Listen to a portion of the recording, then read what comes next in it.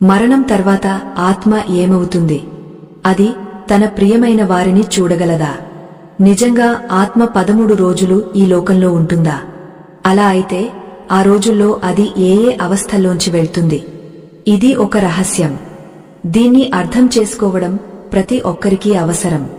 మరణం తర్వాత 24 గంటలకు ఆత్మ తన ఇంటికి తిరిగి వస్తుందని చెబుతారు. తన కుటుంబాన్ని, ప్రియులను, తన జీవితమంతా గడిపిన ప్రదేశాలను చూడటానికి. కానీ ఎందుకు? తన మరణం గురించి అది తెలుసుకుంటుందా?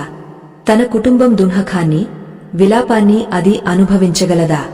మరణం తర్వాత ఆత్మ తన కర్మల ఫలాలను ఎలా పొందుతుంది? ఈ రహస్యాన్ని మరణదేవుడు యమరాజు స్వయంగా ఒకసారి దేవర్షి నారదుడికి చెప్పాడు. యమలోకం అధిపతి యమరాజు చెప్పినట్టు ఆత్మ ప్రయాణం కేవలం శరీర మరణం ముగింపు కాదు.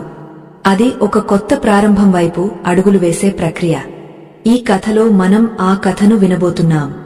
యమరాజు నారదుడికి చెప్పినదే ఇది. ఈ కథ మరణం తర్వాత ఆత్మ అనుభవాలను, నిజమైన సత్యాన్ని అర్థం చేసుకోవడానికి సహాయపడుతుంది. ఒకసారి మరణదేవుడు యమరాజు యమపురిలో తన సింహాసనం మీద కూర్చున్నాడు. చుట్టూ దివ్యమైన కాంతి వ్యాపించి ఉంది. యమలోకం దూతలు తమ పనుల్లో మునిగి ఉన్నారు. అప్పుడు అక్కడికి దేవర్షి నారదుడు వచ్చాడు. అతని చేతిలో దివ్యమైన వీణ ఉంది. ముఖం మీద తేజస్సు మెరుస్తోంది. అతడు యమరాజుకు నమస్కారం చేశాడు. యమరాజు చిరునవ్వుతో అతన్ని స్వాగతించాడు. చెప్పాడు, దేవర్షి, ఈరోజు మీరు వచ్చినందుకు కారణమేమిటి? మీరు యమలోకానికి వచ్చినందుకు సంతోషం. ఎలా వచ్చారు? నారదముని వినయంగా సమాధానమిచ్చాడు. ధన్యవాదాలు ప్రభు. నేను భూలోకంలో సంచరిస్తున్నాను. అక్కడ ఒక వింత దృశ్యం చూశాను. దానివల్ల నా మనసులో చాలా ప్రశ్నలు మొలకెత్తాయి. యమరాజు ఆసక్తిగా నారదుడిని చూశాడు. చెప్పాడు, ఏ ప్రశ్నలు దేవర్షి?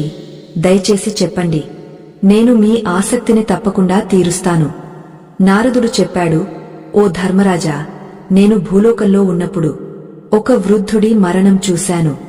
అతని కుటుంబం, బంధువులు దుఃఖంలో మునిగిపోయారు. వారు విలాపిస్తున్నారు. కొందరు వివిధ మార్గాలు చేస్తున్నారు, ఆత్మ తిరిగి రావాలని. ఈ దృశ్యం చూసి నా మనసులో లోతైన ప్రశ్నలు లేచాయి. యమరాజు నారదుడి మాటలు శ్రద్ధగా విన్నాడు. నారదుడు మరింత చెప్పాడు, మరణం అనేది మార్పులేని సత్యం. కాని దాని తర్వాత ఏమవుతుంది?